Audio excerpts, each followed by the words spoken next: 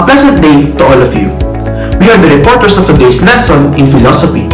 We will discuss the aspect of a human person as a knower. We humans are truly a fascinating species to ever live in this planet.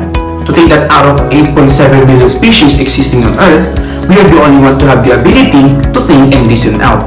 With that, we are going to explore, analyze, and learn more about the capability of a person to know or to know things.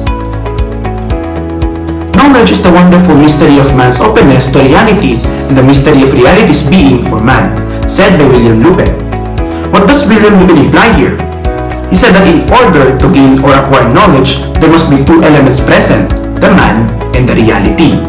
The man, o yung tao, must open himself and his mind to the reality, and that reality must open its mystery to man in order for knowledge to be possible. To put it simply, if there's man and no reality, kung may tao, pero wala namang reality, knowledge is impossible. What if there's reality, pero walang tao, walang man? Still, knowledge is impossible. Both elements must be present and open itself in order for man to acquire and gain knowledge. The statements on human knowing will be discussed by Charles Viana. Thank you, Mr. Allen. So let's move on to the next topic, which is the statements on human knowing. So according to William Lupin, there are three concepts of consciousness. First is, consciousness is never wrapped up in itself. So sinasabi dito na huwag mong kimkimin yung pagiging conscious mo, instead na dapat gumawa ka ng paraan na mag-search ka o alamin mo yung bagay na yun na nagpapa-conscious sa'yo in order to gain knowledge. Example is that pag may naka-encounter ka ng unfamiliar words, dapat hindi pwedeng unfamiliar lang yun sa'yo. Dapat gumawa ka ng paraan, hanapin mo yung meaning ng word na yun para mag-gain mo yung knowledge na hinahanap mo. Next is, consciousness intercourses with reality. So dito naman sinasabi na yung pagiging conscious mo laging may kasamang reality, na kasi kaya ka nga nako-conscious kasi may gusto kang malaman, o yun yung sinasabing reality, na yung bagay na gusto mong malaman na nagpapa-conscious sa'yo. Example dito is yung katulad kanina, yung sa unfamiliar words, na kapag na-search mo na yung meaning ng unfamiliar words na yun yung tinatawag na reality, yung pag nalaman mo na yung ibig sabihin ng word na unfamiliar sa'yo. Next naman is, consciousness is not pure passivity. So, from the word passive, ibig sabihin, hindi siya active, parang sa iba nang galing, hindi mo mismo na experience. So, dito naman yung pagiging conscious daw, hindi siya pure passivity. Sinasabi na out of your consciousness, gagawa ka ng paraan para makita mo o ma-experience mo in person yung bagay na yun. So, example dito is yung, halimbawa, sabi ng kakilala mo, masarap daw yung adobo ng niluto ng mama niya. So, ikaw, nako-conscious ka kung masarap ba talaga o hindi yung adobo na niluto ng mama niya. So, ikaw, para masabi mo kung masarap o hindi, gagawa ka ng paraan para ma-experience mo o matikman mo yung luto ng adobo ng mama niya. Then, dun mo masasabi yung kung masarap o hindi yung luto ng adobo ng mama niya. Next is according to William Lupin, there are two kinds of consciousness. First is the pre-reflective. It requires no thinking, or yung mga bagay na obvious na or common sense, ganun. And reflective, ito naman yung mga bagay na kailangan ng mga malalimang pag-iisip. So, for example, dito yung ikaw, kumain ka ng adobo. Then, kapag tinanong kita kung ano yung kinain mo, you will answer it right away na adobo. Yun yung pre-reflective na sinasabi. On the other hand naman, kapag tinanong kita kung bakit adobo yung kinain mo, yun naman yung reflective, kasi hindi mo agad masasagot yung tanong ko na bakit adobo yung tawag sa kinain mo. Maybe magsi-search ka muna o iisipin mo muna ng maigi kung bakit adobo yung tawag sa kinain mo. Next naman is elements of knowing. There are two elements of knowing. First is subject or noesis. It is a being outside itself with reality. Next is object or noema. It is the reality of the object to which consciousness is present. For example, merong science fair na ginanap sa school nyo. So syempre, meron dong judges and yung mga science project na present ng bawat student. Yung science project na present ng bawat student, yun yung nagsiserve as object, yun yung reality na to which consciousness is present. So yung judges naman, sila naman yung subject dito kasi they are the one responsible for assessing and evaluating the science project or yung object. So next is according to Sister Mary Aloysius, there are 5 precisions of human knowing. First is the openness of the human body. So dito naman, ang sinasabi dito na yung pag-gain mo daw ng knowledge, hindi siya limited. For example, may assignment na binigay sa inyo yung teacher nyo, nag-search ka, may lumabas na sagot. Yung sagot na yun, hindi ka pa satisfied dun. Kaya maghanap ka pa ng ibang reference or sources para mas maging precise yung knowledge na magigain mo. Next naman is the limited openness of the human body. Ito naman, limited openness, kabaliktaran siya nung number 1. Kasi dito, limited lang. Kunyari, may same example, may pina-assignment sa inyo, nag-search ka, tapos yung unang sagot na lumabas doon, yun na yung magigain mong knowledge. Kasi may mga tao na kapag masyado ng maraming information na acquire, hindi na napaprocess ng utak nila, nalilito na sila sa mga bagay-bagay na yun. Kaya mas prefer nila na mag-stick dun sa unang sagot at yun na yung mas paniniwalaan nila. Next naman, number 3 is the use of point of view. So dito, parang mag-share kayo ng different point of views nyo dun sa isang bagay para mas maging precise yung knowledge na magigain nyo with the help of other people. Next naman is the an infinity of human knowing. From the word infinity meaning endless. Endless yung pag-search mo doon. Ibig sabihin, walang katapusan yung pag-search mo sa isang bagay. You are continuously searching for the answer for the specific thing. Example dito is yung mga great philosophers na hindi sila nag-i-stop dun sa isang sagot na nalaman nila. Instead, they are continuously searching and looking for the answer para mas satisfied sila dun sa sagot na hinahanap nila. Last is the finitude of human knowing. From the word finite, meaning limited. Since we are limited beings, hindi natin lahat kaya malaman o makomprehend lahat ng information. We as a limited being, we cannot know all there is to know. Ibig sabihin, hindi natin kaya malaman lahat ng bagay sa mundo kasi limited lang tayo. Next naman, according to Robert O. Johann, there are 3 concepts of truth. Number 1, truth is the object of knowledge.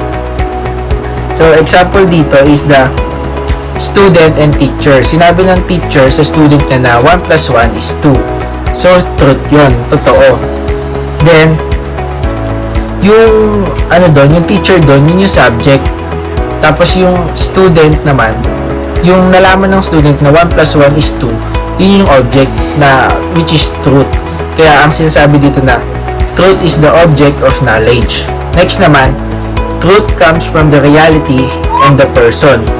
So, dito naman, parang sinusuportahan ni Johann yung sinabi ni William Lupin na yung reality na sinasabi is yung object and yung person na sinasabi, yung subject naman. Halimbawa, yung sa teacher and student, yung student doon, yung teacher doon, yun yung subject. Siya yung nagbibigay ng information dun sa student, which is yung reality o yung object na sinasabi ng teacher dun sa student. Next is truth is both objective and subjective. Ang objective truth na sinasabi is lahat ng bagay na totoo about dun sa objective truth. Ito yung mga bagay na based on facts or reality. Yung subjective truth naman, ito naman yung mga mga bagay na maaaring para sa iyo maganda siya, para sa iba hindi. Nakadepende siya sa perspective ng tao. For example, sa aso, objective truth kapag sinabi mo sa aso na yung normal na aso may 4 na paa. Objective truth yun. Sa example naman sa subjective truth na yung, kunyari, ako, nakukitan ako sa aso, pero para sa'yo, hindi siya cute. Yun yung sinasabi na subjective truth. Yung mga bagay na para sa'yo, hindi nakikita ng iba sa isang bagay. So, let's move on to the next topic, which is the philosopher's concepts on human knowing. So, first, we have Socrates, a Greek philosopher. Sabi niya, the only true wisdom is in knowing you know nothing. I appear to be wiser than he because I do not fancy I know what I do not know. So, sinasabi dito ni Socrates na ang true wisdom daw is kapag alam mo sa sarili mo na hindi lahat ng bagay ay alam mo, and ina-accept mo sa sarili mo na may mga bagay kang hindi nalalaman. For example, may mga bagay akong nalalaman na hindi mo alam, and may mga bagay ka namang nalalaman na hindi ko alam. So yun sinasabi ni Socrates dito. So next is from Plato, is also a Greek philosopher. Sabi niya, wise men speak because they have something to say. Fools speak because they have to say something. Sa second statement naman is, I am the wisest man alive, for I know one thing, and that is that I know nothing. So dun sa first statement, sinasabi ni Plato na yung mga wise men daw is nagsasalita sila kasi may sasabihin sila. And yung mga fools naman, nagsasalita sila para may masabi sila. Parang kumbaga, sinasabi dito ni Plato na yung mga wise men, mas pinipili nila yung salita na sasabihin nila. Unlike dun sa mga fools na salita ng salita, kahit wala namang point yung sinasabi nila or walang kwenta yung mga sinasabi nila. Ganon.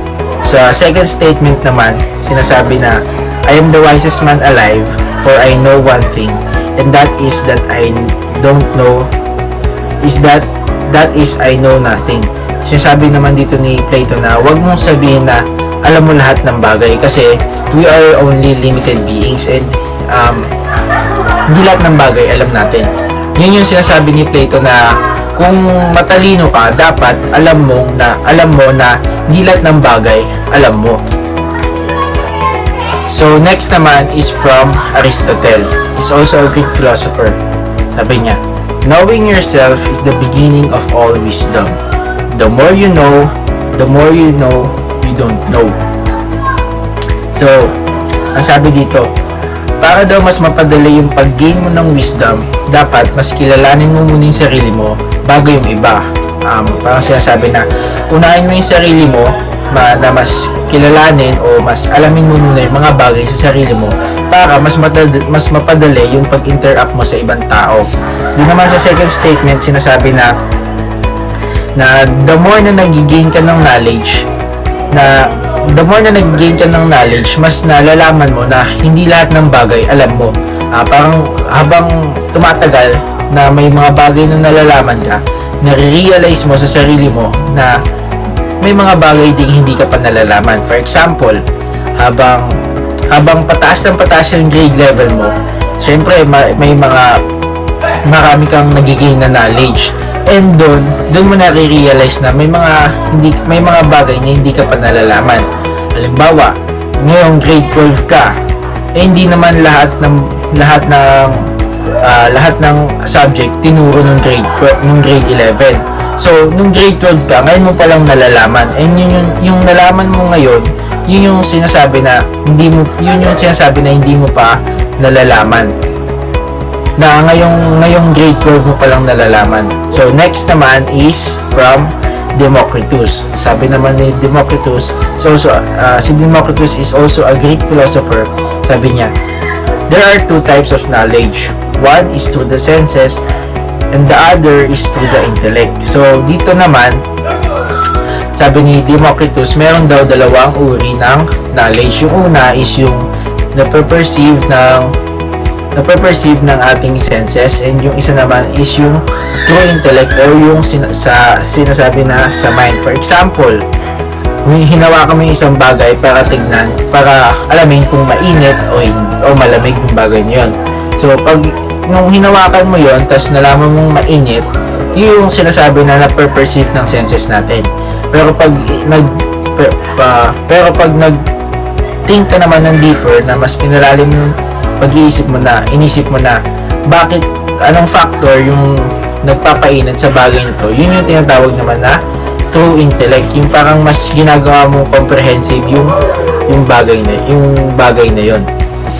Next naman is from Heraclitus. Sabi niya, Heraclitus is also a Greek philosopher. Sabi niya, much learning does not teach the mind. So dito naman, sinasabi ni Heraclitus, hindi applicable sa lahat, kasi sabi ni Heraclitus na sobrang dami mong knowledge na nagigain is ang tendency, nalilito ka na, kaya mas prefer mo na na few lang yung knowledge na mag-gain mo. Pero may mga tao din na the more knowledge they gain, or na mas maraming references or sources sila na nakukuha, mas tumatalas yung isip nila. And next is Confucius. Confucius is a Chinese philosopher. Ang sabi niya, to know that we know what we know, and that we do not know what we do not know, that is true knowledge. Sabi naman ni Confucius dito, yung mga bagay na alam mo ay dapat i-enhance mo na lang. Tapos yung sa mga bagay naman na hindi mo alam, yun yung dapat mong mas pagtuunan ng pansin, o mas mag-focus ka doon para mag-gain ka ng knowledge about doon. For example, magaling ka na sa English, pero sa math medyo mahina ka pa. So kung i-apply natin dito yung sinasabi ni Confucius, dapat kung mahina ka sa math, dapat mas mag-focus ka doon, mas pagtuunan mo ng pansin yung math, mag-aral ka doon para mag-gain ka ng knowledge doon. Then doon naman sa English, since magaling ka naman doon, dapat i-enhance mo na lang yung mga nalalaman mo sa English, sa subject na English, para mas mag-gain ka pa ng knowledge. So yun yung sinasabi ni Confucius dito. So the next reporter will be Mr. Allen Jimenez. Thank you for that, Charles. Now, let's go to LAO-TZU, a Chinese philosopher. Those who know do not speak, and those who speak do not know. Ano ibig sabihin nito? Na yung mga walang alam, they always tend to talk because una, baka nagtatanong lang sila about a certain topic or subject kasi wala silang alam dito, kaya gusto nilang malaman yung mga bagay-bagay. Or baka gusto lang talaga nila magsalita kahit wala silang alam for the sake na may masabi sila. Pero on the opposite, those who know tend to keep quiet because first, alam na nila. Bakit pa sila magsasalita kung alam nila yung mga bagay-bagay? Or second, they are being careful on what words are they going to say kasi alam nila na may consequences or effects kung magsasalita ka na lang without thinking it through. Next is St. Augustine, a medieval philosopher. To wisdom belongs the intellectual apprehension of things eternal, to knowledge the rational apprehension of things temporal. The moment we were born until the moment we die, we have wisdom, we possess wisdom. Kaya it's called intellectual apprehension of all things eternal. On the other hand, knowledge can be acquired in many different ways. As we grow old, our understanding and thinking goes deeper. Kaya, knowledge is temporal or temporary o pwedeng malimutan, as said by St. Augustine. Hindi naman lahat ng na-lesson natin, lahat ng sinabi sa atin ay naiintindihan natin or natataking natin or naalala natin lahat. So basically, wisdom is endless or eternal and knowledge is temporary or temporal. Let's go to Wolfgang Goethe, a German philosopher. Knowing is not enough, we must apply. Willing is not enough, we must do. Basically, it says na all things, lessons that we know and gain throughout our lives, ay dapat din lang mag-stay sa atin. we must internalize, apply, and share it with others. Yung next naman, lahat ng ating gustong maranasan, gawin, or gusto nating maabot, hindi natin dapat hanggang isip lang. Hindi natin mararating yun kung hindi tayo kikilos. We must act out of our own wishes and will. Next statement is, you really only know when you know little. Doubt grows with knowledge. Kung aware tayo na we know just a little bit about something, we must push ourselves to know better about that something. Kung saan tayo medyo may kainaan, doon natin i-focus yung time and effort natin. Kaya, it shows that doubt really grows with knowledge. Next is Immanuel Kant, a German philosopher. But only he who himself enlightened is not afraid of shadows. Shadows here refer to the trials, challenges, and problems that we people encounter. For example, ikaw ay nag-train to be a soldier or sundalo. If tinarin mo yung body and mind mo to be strong, tapos hinasa mo pa yung skills mo in the battlefield, tapos alam mo yung mga gagawin mo in certain situations, that's what we call being enlightened. You will not fear the shadows of death that you will face because you are trained and educated. Hindi lang dito applicable ang philosophy ni Immanuel Kant, kundi in other things rin. Next is, I have to deny knowledge in order to make room for faith. What does it mean? Sabi nga ni Bruce Lee, empty your cup before or in order to fill it again. Meaning, we have to disregard or deny our previous knowledge about something to make room for faith or to gain new knowledge. Halimbawa, in a discussion, na lesson mo na iyon, maybe nung high school or elementary. Pero, if di natin i-disregard yung prior knowledge na meron sa atin, we will not learn anything new. Kaya nga, how can you fill a cup that is already full? Kaya, we must open ourselves to new ideas and new information. Next is Blaise Pascal, a French philosopher. Since we cannot know all there is to be known about anything, we ought to know a little about everything.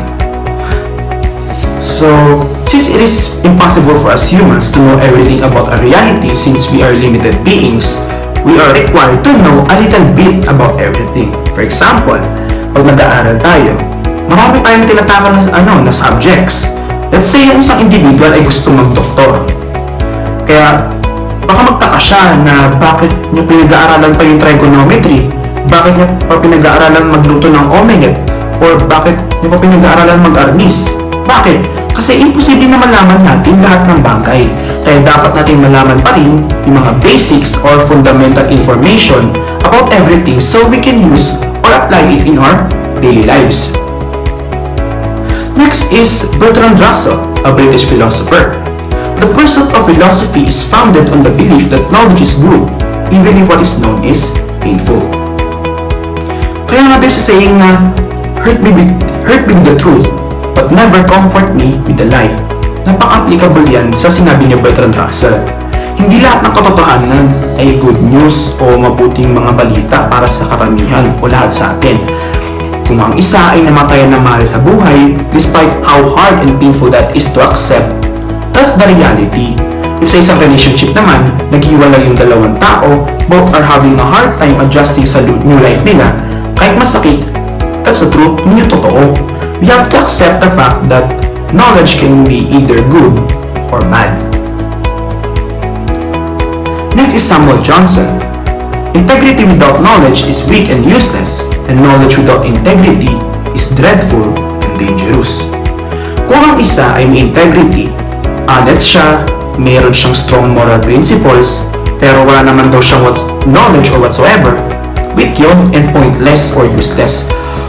On the opposite, kung yung isa naman ay may knowledge or pero wala naman siyang integridad, dreadful yun and dangerous.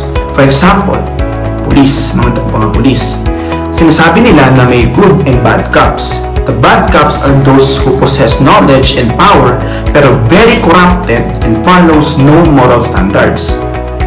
Yung mga good cops naman who has a strong and upright moral standards pero some of them lacks knowledge, therefore making them useless.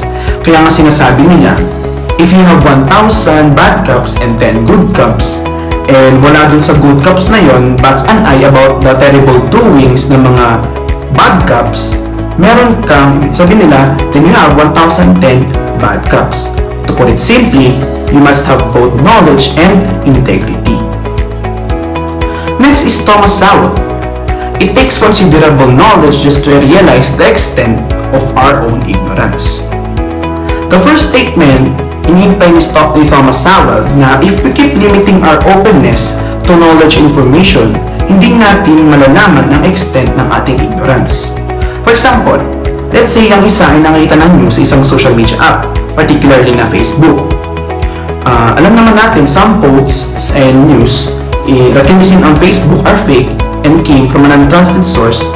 Kaya kung isa ay nasasatisfy kagad sa information na nakita niya, therefore, he or she can realize the extent ng kanyang ignorance. Pero, kung siya ay naghanap pa, nagdagdag at nag-research pa doon sa particular topic or subject na nakita niya, malalaman niya yung katotohanan sa hindi. Then, they can realize the extent of their own ignorance. Next is yung ideas are everywhere but knowledge is rare. Gamitin natin yung pagkamatay ni Hitler as an example. There are many conspiracy theories surrounding his death. Kaya kasama na yung pagtakas niya daw, nakatakas daw sila ng kanyang asawa papuntang Spain or Argentina. Sinasabi natin yung ideas. So in order to obtain knowledge, yung totoong nangyari ba talaga, you must conduct a thorough study and investigation. Which in this case, yung totoong knowledge talaga, yung totoong nangyari talaga is yung si Hitler ay nag-commit talaga siya ng suicide. Kaya, ideas can be found whenever you go, but knowledge is like a treasure. It's very hard to find, but can be acquired if proper procedures were followed. So the last philosopher is Ludwig Wittgenstein, an Australian philosopher. Sabi niya, someone who knows too much finds it hard not to lie. Let's use an example again para mas maintindihan natin. Let's say na may dalawang estudyante, sasabak sila sa recitation. Student A and si Student B. Si Student A, nag-review siya, nag-prepare siya sa recitation. Kahit itulog-tulin siya ng teacher niya, kahit paikot-ikutin siya sa mga tanong, masasagot pa rin yun ni Student A dahil siya ay nag-review, nag-prepare at naghanda para doon. Meanwhile, si Student B naman, hindi siya nag-review or anything, pero sa takot niya na bumagsak, nag-made up na siya ng mga nonsense, mga kasinungalingan, which is considered false at untrue. Kaya dito sinasabi na someone who knows too much finds it hard not to lie. Next naman is yung the difficulty in philosophy is to say no more than we know. Let's use an example again. Halimbawa, ikaw ay isang fan ng isang TV show at narinig mo ito pinag-uusapan ng ibang mga tao na hindi mo kilala. Mali-mali mga sinasabi nila dito, mali-mali mga information. Pero ikaw na fan nun, so marami kang alam doon, marami kang information na nalalaman doon. Mahirap sa iyo, challenge sa iyo, difficult yun. Kasi, gusto mag-attempt ka na sabihin, correct sila, pero hindi mo magawa dahil hindi mo naman sila kilala. Kaya sinasabi ni Ludwig Wittgenstein dito na the difficulty in philosophy is to say no more than we know. That concludes our report entitled Human Person as a Knower. Thank you for listening. Have a good day, everyone.